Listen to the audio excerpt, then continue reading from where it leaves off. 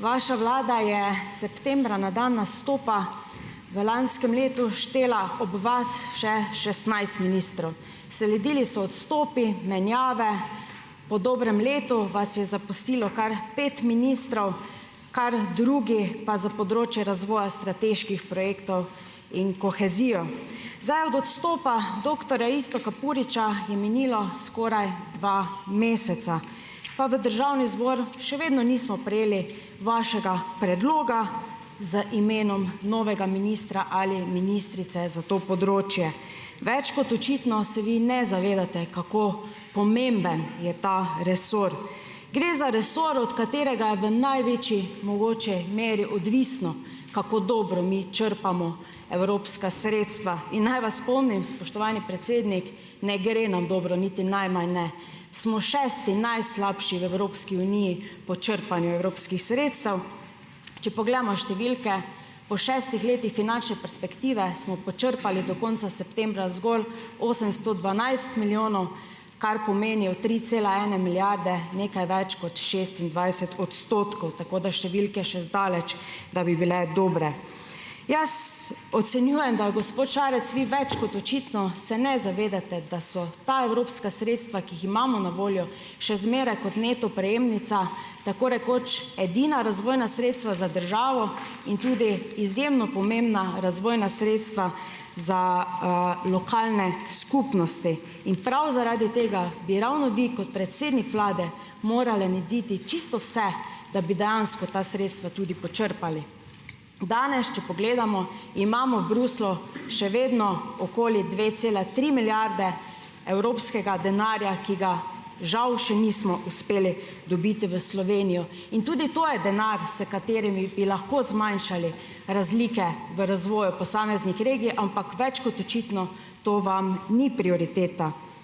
Več kot očitno se tudi ne zavedate dejstva, da je pred nami nova finančna perspektiva, da ravno sedaj potekajo izjemno pomembna pogajanja za novo finančno perspektivo 2021-2027 in ravno od tega je odvisno, koliko sredstev bomo dobili, zakaj jih lahko bomo porabili in kdaj bomo lahko začeli uporabljati.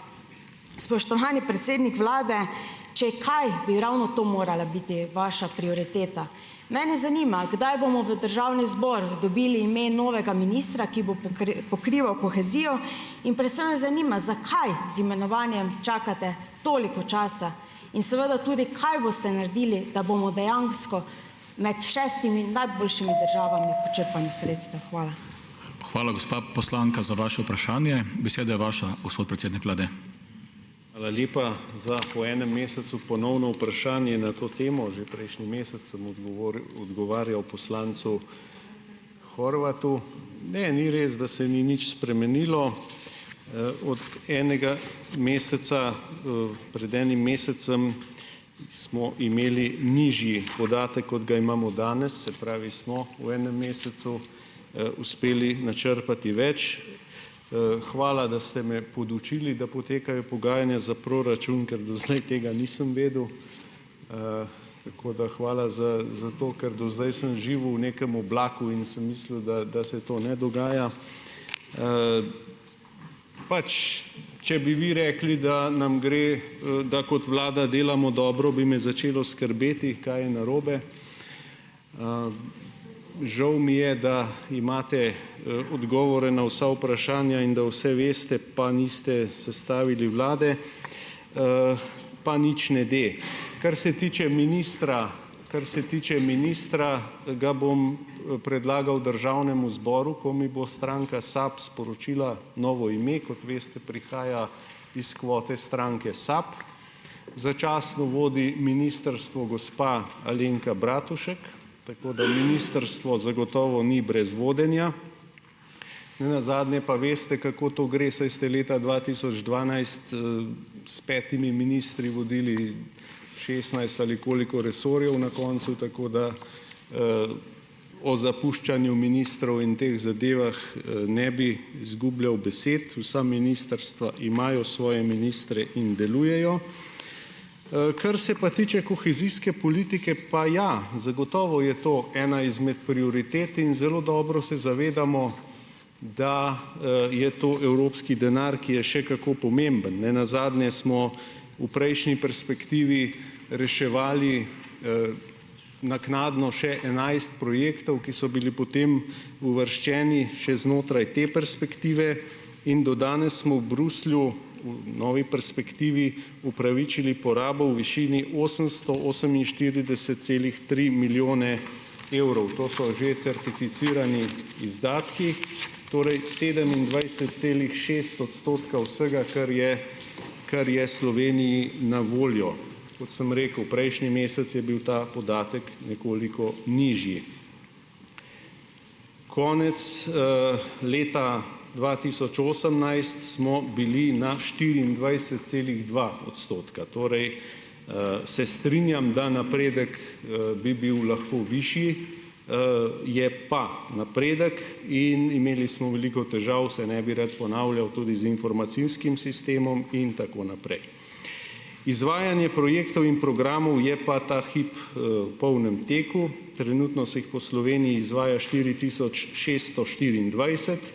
Izdanih je bilo za 2,54 milijarde evrov odločitev o finančni podpori za projekte, programe oziroma javne razpise, kar predstavlja 83% razpoložljivih sredstev.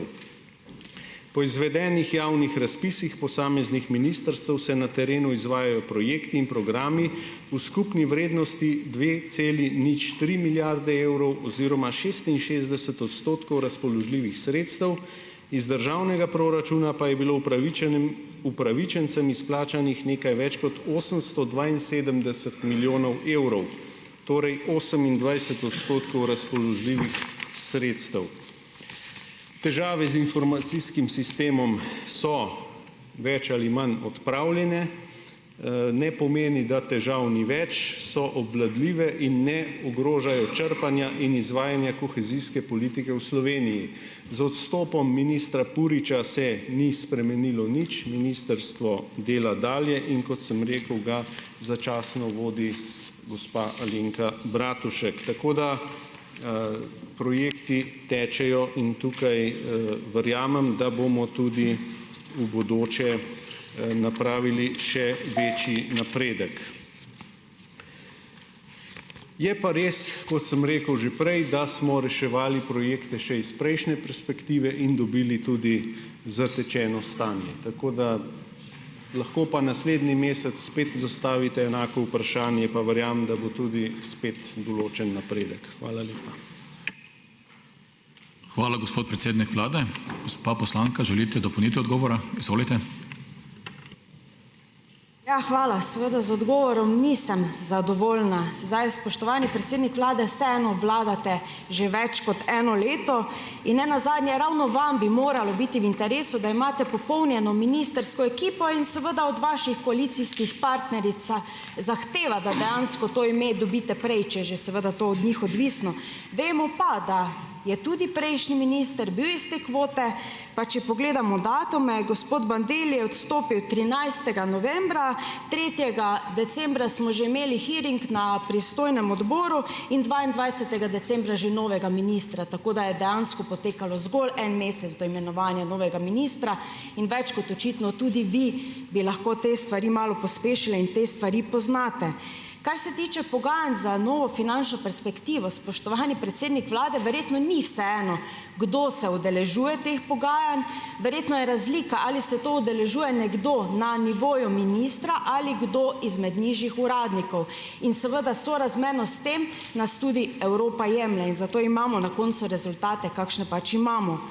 In naj vas še spomnim, ko ste menili prejšnjo programsko obdobje, če primerjamo trenutno finančno perspektivo z prejšnjim, smo takrat v 6-letnem obdobju počrpali 37%, medtem ko zdaj zgolj 26%. To pomeni, da smo bistveno slabši v tej finančni perspektivi. In naj vas še spomnim, morali smo vrniti 60 milijonov evrov zaradi tega, ker nismo počrpali sredstev v skladu z našimi izvedbenimi načrti. Gre se za 4. proračunsko leto te finančne perspektive v Evropsko unijo. Tako da, spoštovani minister, jaz vas ponovno prosim, kdaj boste imeli, da mi odgovorite na vprašanje, kdaj boste imeli polno ekipo in ukrepe, kaj boste naredili, da bo črpanje bistveno boljše. Hvala. Hvala, gospa poslanka. Gospod predsednik vlade, izvolite. Hvala.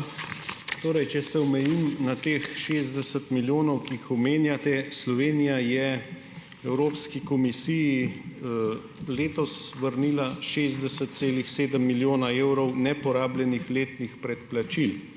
Vračilo letnih predplačil pa seveda ne pomeni, da je Slovenija izgubila evropska sredstva.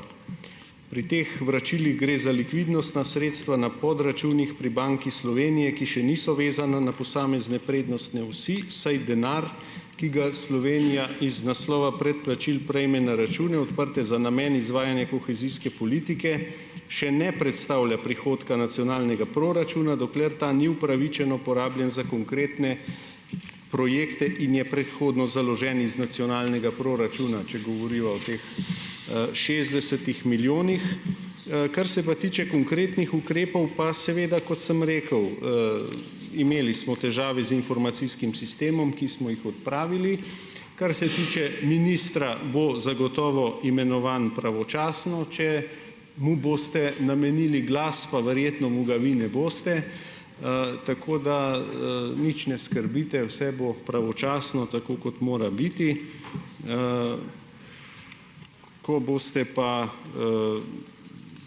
v vladi, boste pa pač tudi vi skrbeli za ministre. Danes je pa pač situacija takšna, kot je. Kot sem rekel, minister bo imenovan, ko dobim ime od stranke SAB, ker je v njeni kvoti. Tudi vi, ko ste imeli vlado, ste imeli ministre z različnih kvot, tako da brez skrbi, vse bo.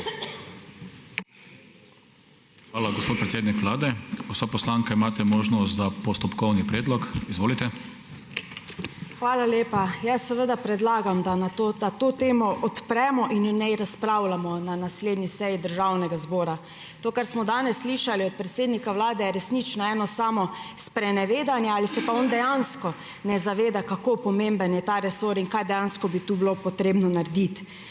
Omenili ste 60 milijonov, da smo jih morali vrniti. Res je, ampak zakaj smo jih vrnili? Zaradi tega, ker nismo izpolnili izvedbenega načrta, ki smo se ga dejansko sami postavili v državi.